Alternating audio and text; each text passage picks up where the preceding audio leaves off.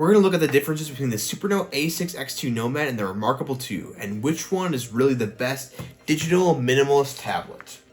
Here's a quick look at the tech specs for these two devices. Personally, I don't think the tech specs really tell the story when it comes to e-ink very well, but for any of those curious, these are the differences here. The first thing I want to compare between these two is the size differences themselves.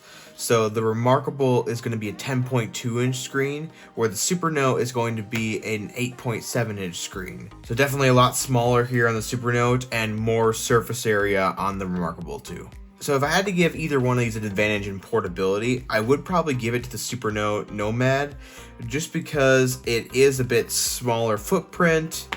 It's going to take up less space in a bag, or you can fit it in a smaller bag even. I've actually been able to fit the tablet itself into some of my cargo pockets and certain kinds of pants I wear even. So this is a very portable small tablet, and it's actually not that much thicker than the reMarkable itself. The reMarkable is about as thick as this main part of the Supernote, and then the bump out here is what gives it its extra thickness.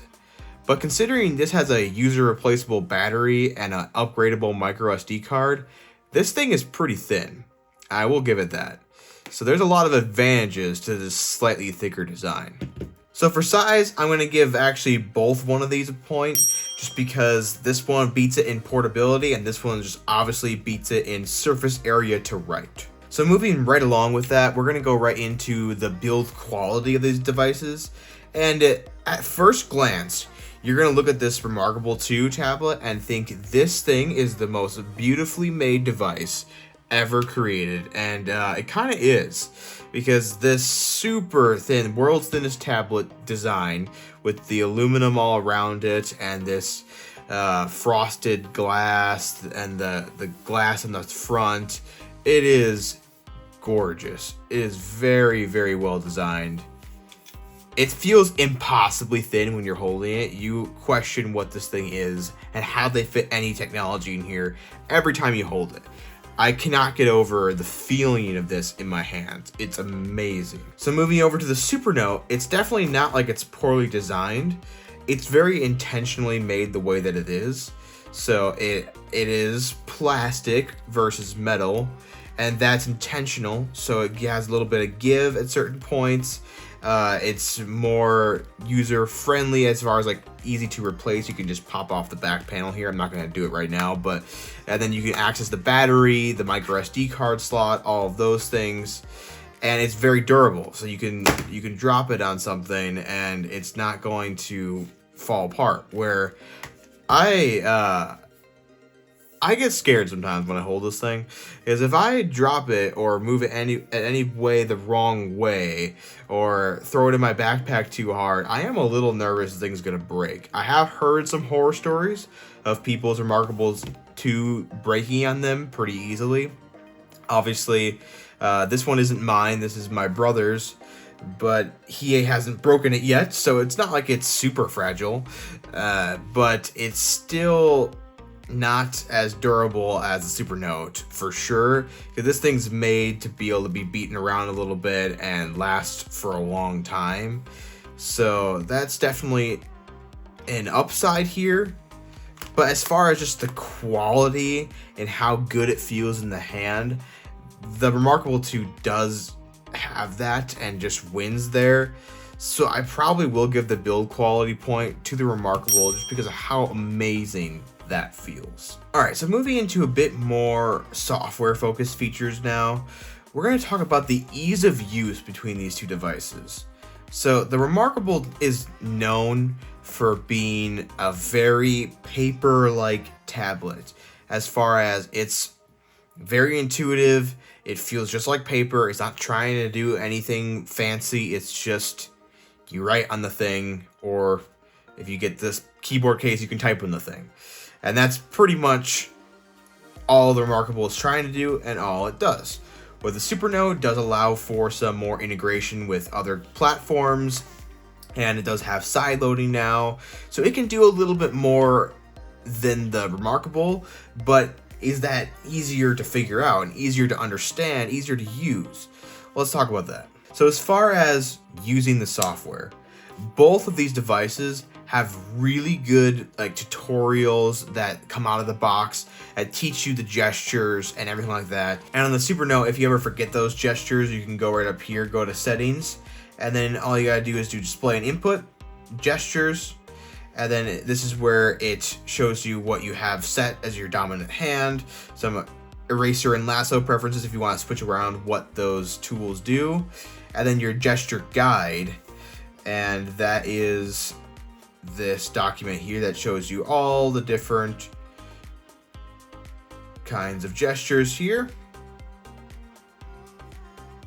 if you ever forget, which is a nice tool to have, especially if you set your Supernote down for a little while, didn't use it for a month or so, and you want to pick it back up and start using it. You might forget all those different shortcuts and gestures, and that's nice to have here as well. And on the reMarkable side of things, you can also find the gestures. You just go back to home, go to your menu, go to guides, and then here's the gesture guide right there, and a couple other different guides and tutorials, and you could redo all of them right here. So as far as out of the box ease, I actually feel like these are pretty comparable. They both have around the same kind of learning curve. It's a little bit trickier on the Supernote, maybe, just because there's a lot more you can do and there's more gestures as well. But it's not like it's that different, and they do a good job of teaching you. And then when you get into actually using the device itself, there is a lot more tools, and if you click here, you see even more tools. There's like a sidebar menu, different apps you can do, the quick access that you can learn how to utilize at best. But on the reMarkable side of things, there's just one spot to change your pen tool, and you can change it to any of these options here in whatever size you'd like that. And then there's a spot to add text, an eraser tool, or you can use the one on the stylus and a lasso tool. And those are really all the main tools you have up here. And then you have to manage the template and all those things, but overall, it is simpler on the reMarkable, and there is more complication on the Supernote side of things. Do I feel like this is actually that much harder to learn? No, I really don't. But I will say this is easier to use right out of the box. So I will give it to the reMarkable and give that its second win here. So going right off of the ease of use, we're going to talk about the software features between these two devices. So as I already discussed, they both have assorted gestures, and they do very similar things. There's different gestures to hide the toolbars here, just like there's a button right here. Pretty similar, not too different. And there's also a button, so it's very similar if you just use the button. There's also a 2-finger gesture to undo and a 3-finger gesture to redo. Whereas on the Supernote, there is a swipe up to undo and a swipe down to redo on this sidebar. And for the reMarkable, if you come up from the bottom, you can have a page selector, where for the Supernote, you just press and hold, and now you have a page selector here as well. So very similar gestures, again, between them, but just a little bit different ways to activate them. Something else I really want to mention with the reMarkable is the infinite page scrolling that it has. You can keep going down on the same page without having to create a new page or swipe over to the next page. And that actually is really handy. I found that a lot of times the smaller pages, especially with this smaller device on the Supernote, it's hard to get all my thoughts into one page, so I have to go over to the next one. And it is a nice option to have this infinite page, and I do wish Supernote had a similar feature. There is a few more on the Supernote. For example, the lasso gesture, which you can activate with 2 fingers on the screen, and the erase gesture with 2 fingers on the sidebar here. Now, the Supernote has an eraser built in the stylus, so I personally don't feel like the eraser gesture is super lost on it. But I will say, for erasing a larger area, it's definitely quicker to use the Supernote's version. And then there is no like button on the pen or anything like that. To activate the lasso tool, you're just gonna have to click that and then use the lasso, which is not terrible. It's just something you'll have to know. So both of these devices actually have apps that you can get onto your phone to sync with the device. The reMarkable companion app and the Supernote partner app. They're very similar actually in how they function. You can upload files through them. You can check what you've written on your devices through them. All those things. They're very, very similar. I will say the reMarkable, I believe, lets you edit the notes a little bit more than the Supernote partner app does. It's more of just viewing them. I don't think you can really add anything to those notes when you're viewing them. But a downside to using the reMarkable system is there's only one option for a cloud service, and it is their service, and you have to pay for it. I believe they give you a free year when you purchase the device, but then after that point, you have to pay either a monthly or a yearly subscription to use their cloud service, which in my opinion is not very good, especially considering these devices are not cheap. And on the Supernote side of things, you can use their service, which is still free and included with the device, to sync with your partner app. And then if you don't even want to use Supernote's cloud service, you can use Dropbox, Google Drive, OneDrive, any of those instead, and you don't have to use their default service. And then with the Supernote, you obviously have other apps you can get. Like I can get the Kindle app on here, which is nice if you want to do some reading. You already purchased Kindle books. You can access your email through here. You can access the calendar. I have it synced to a work calendar right now, which is pretty nice. So I actually see some events on some of these days as well, which that's pretty helpful. That's pretty cool to have. Supernote also has their Atelier app, which is a drawing only app. And that's where you see more of their pencil tools and stuff like that, as they don't really have any pencil options in their default app, as you can see here, where the reMarkable definitely does. In fact, I think their mechanical pencil is my favorite tool when writing on here. And they have a regular pencil as well. But I feel like the reMarkable experience just calls for the mechanical pencil. I don't know, something about it. This just feels right. And I can't get over that. Where with the Supernote, you don't really want a pencil for note taking because this stylus feels like a pen. And everything you're doing here feels like pen. So it works. It makes sense for what it's doing. This makes sense as a pen. But overall, just with the options and customization you can get with the software in Supernote and the way you can use other cloud services, all of those kind of things, I am going to give the software features as a win to the Supernote, as I feel like it does offer some more than the reMarkable does. So then going right off of that, I've kind of hinted at some of these things already, but let's talk about the writing tools that we have at our disposal here and which one's actually better. So as far as the Supernote, it has two different kinds of pens. So the needlepoint pen, and you have a bunch of different sizes you can get it at, and you can go in between them as well, and you have different shades of gray and black you can do. Then it has the ink pen and 3 different sizes for the ink pen as well. This one's going to be pressure sensitive, and it will change the thickness based on how much force you give it. And then it has the marker, and this one obviously you can change the grayscale of that as well. I'd use it mostly as a highlighter, but it also works as a marker. And that's the 3 pens you have with the Supernote. So I have one of each on the sidebar here. You could mix and match that, or have 2 ink pens or 2 needlepoint pens or 3 markers, however you want to do that. This just works best for me. So even though you have more tool spots here in the Supernote, the reMarkable actually has more kinds of tools you could use. There's a mechanical pencil, there's a ballpoint pen, there's a fine liner, there's a pencil, there's a highlighter, there's a marker, there's a paintbrush, there's a calligraphy pen. I actually really wish Supernote had a tool just called highlighter and was a bit more focused at being a highlighter than just a marker. That's something I really do like about the reMarkable. And then it actually lets you pick other colors here as well. So when you export it, it actually would have yellow or green or pink versus just the gray. Both these devices obviously have eraser tools. Both these devices have lasso tools. Both these devices actually have layers as well. You can see that here, and you can see that here, the Supernote, and you can add and delete layers as you need. Both these devices can change the template you're on. They can change it for the whole notebook or just the page. They can have a certain page set as the cover. All of those things are pretty common between both these devices. So as far as tool sets, they're pretty comparable, although this one obviously has some extras here. It's able to do links, which is a big thing in here as well. It's also able to add things to the quick access and do a lot of those settings right in the notebook as well, which is definitely handy to have.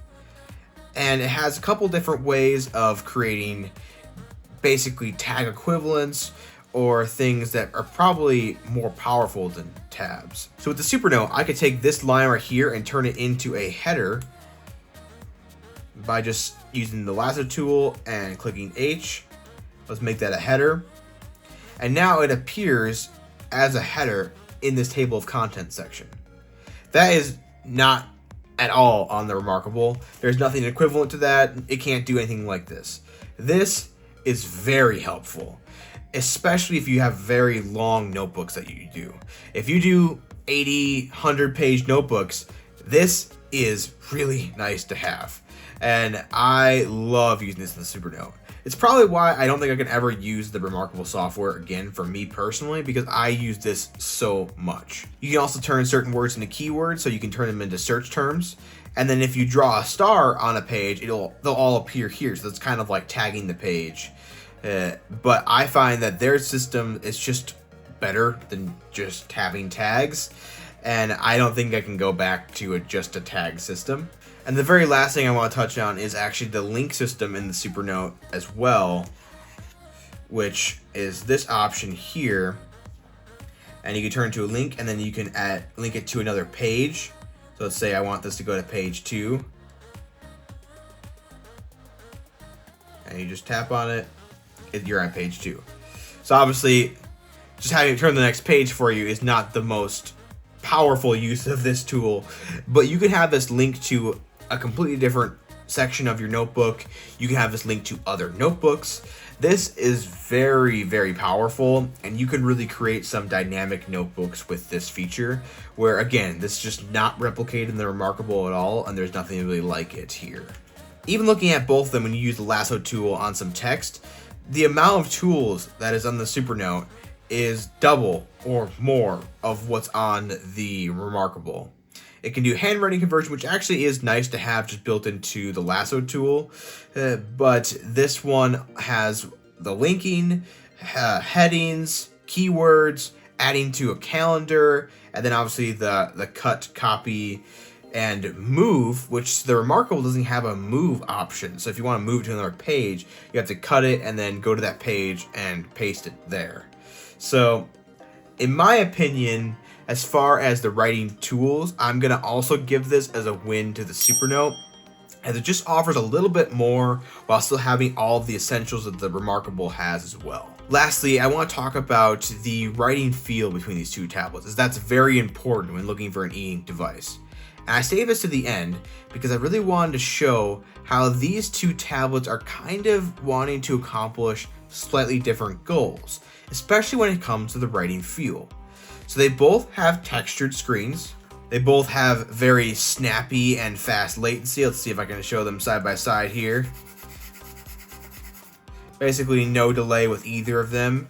Very, very quick. And they both are compatible with all of these kinds of styluses. However, the Supernote uniquely uses the ceramic nibs if you buy their pens. And that is cool that you don't have to replace the tip ever. That's really beneficial. But it also does provide a little bit of a more slick surface to write on, where the Supernote nibs, they wear down pretty quick actually. But this provides an amazing feeling that I don't think any other company has quite matched this pencil and paper feel. And that's kind of what I want to get at. This tablet with this marker and their tips feels like pencil and paper. This tablet with this pen and the ceramic tips feels like pen on paper. And I think they both do that really well. There is definitely a difference between these two devices as far as how they feel when you're writing with them. But there is not a clear winner, as these are two different kinds of feelings they're trying to replicate. You could take their reMarkable marker and you actually use it on the Supernote if you like. This is the marker on the Supernote. Very messy, but there we go. Where you can't take this pen and use it on the reMarkable, as the ceramic tips could ruin the screen here. So I'm not even gonna try or pretend to use that there. I don't want to take the risk. But using this marker on the Supernote, it feels a little wrong almost, as this feels like it should be with this. This screen has a little bit of give to it, and the reMarkable does not at all. So this feels like a single sheet of paper, where this feels more like a notepad, where it has more pages behind it and it gives a little bit. So this actually does feel kind of like a pencil on a more padded piece of paper. I actually really like this feeling as well. But this marker does a really good job, with these tips especially, of feeling like a pencil. And it feels really good in the hand as well. It's amazing. Where this does a really good job of feeling like a pen.